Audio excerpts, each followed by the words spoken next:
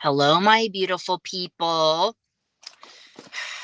Okay, I wrote a little bit before I got on here because I'm sure most of you are getting used to me rambling. And when I don't get prepared or I am not prepared, I'm not very clear. So I'm going to try to be clear because this is interesting, even though this is basically my therapy for me. Because even sometimes when I write it down, it's not enough.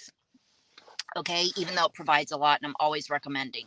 So the reason I titled this addiction talk, this is very interesting to me. So of course, if you haven't listened to me before, I talk about all these different alternative therapies out there you can try and just find the one that works for you, even though I always come back to hypnotherapy.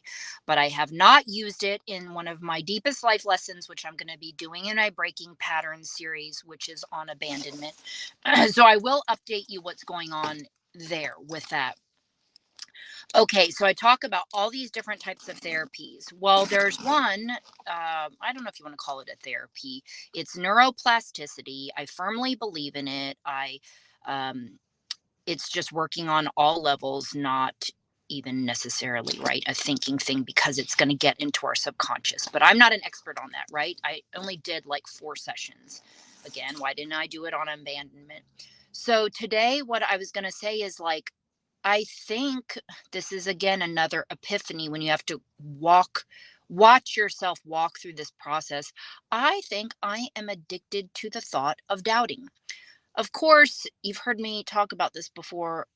I'm not going to lie. That's funny when people say that because I'm always like, why would you? Okay, I'm not going to lie.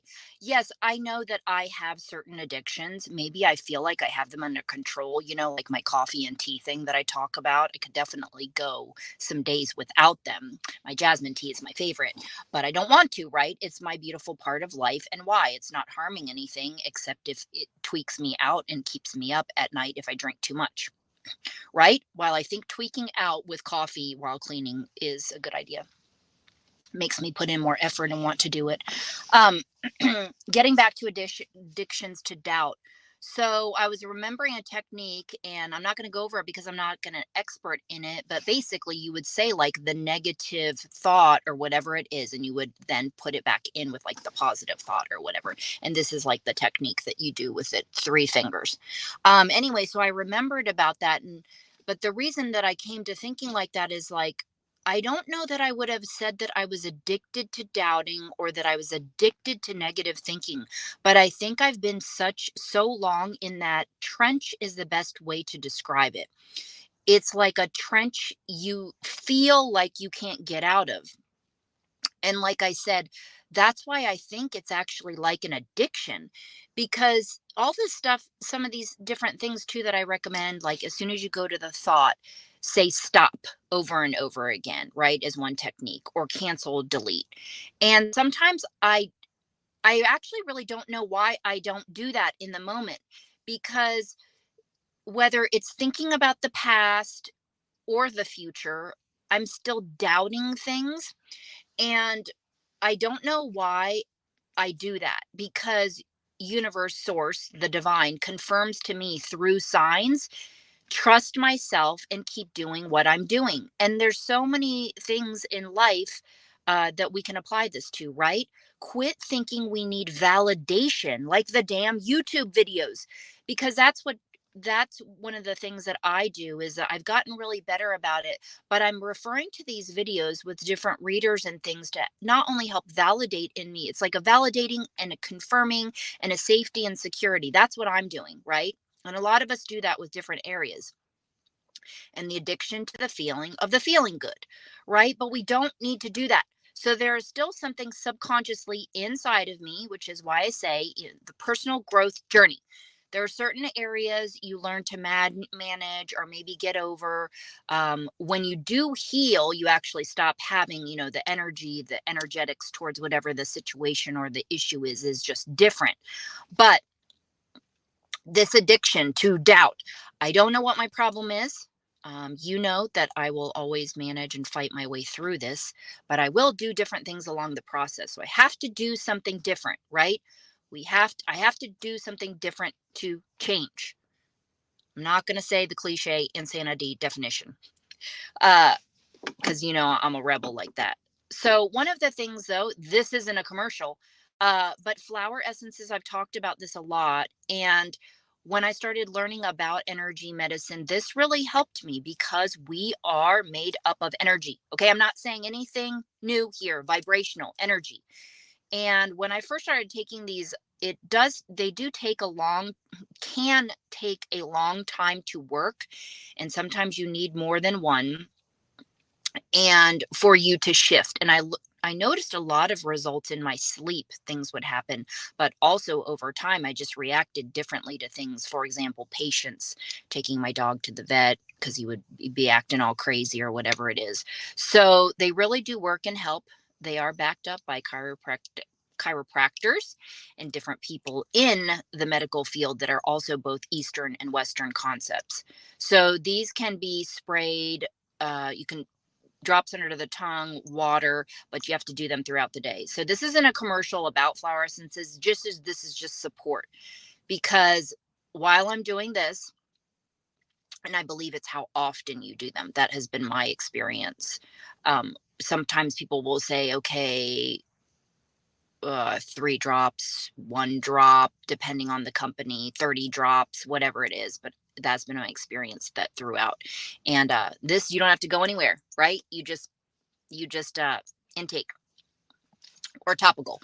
Um, so it's not just one thing. So I am being a spaz with my journaling. So that is a way that I vent and also coach myself and get answers. So and this is also connected, I believe, to my itching problem, because that also made me think a lot about how addiction can be. Oh my God. It's like when you don't get your fix, you really can go crazy. So that's what I want to talk about. Is this very interesting to me, to be addicted to doubt and addicted to negative thinking? And this is the part that makes life confusing. And the only parts of life that make it confusing is that there are things deeply rooted in our subconscious. It's like, okay, I logically know this, but I'm doing this, is the best way to describe it, right? Um, and it's confusing. It is confusing, stressful. So that's why I always talk about addressing our subconscious. And that's what I realized this morning, people, is that I think specifically those two issues. I know that I'm still dealing with self acceptance and releasing this energetic cord of whatever it is. But I also know, like I just said, maybe I am addicted to not loving myself on the subconscious level. I don't know. I don't know, people. But this all comes back to worthiness. Think about the people before us. If you look about the healers out there and different people out there, Louise Hayes, You Can Heal Your Life, all these people, they're not just talking a bunch of shit garbage, but you got to find out what works for you. And talking isn't necessarily the way or works for people. Some people cannot talk. And that's why I'm supportive of all these therapies outside of the box, because that's what I did, people. Maybe that helped you. I'm proud of myself that I didn't say a lot. And this isn't going on too long, so I can still hopefully capture your attention. Okay, so now I got to figure this out, and I will get back to you. And most of the time I figure it out. Sometimes I don't figure out. I just figure things out. I just stay confused.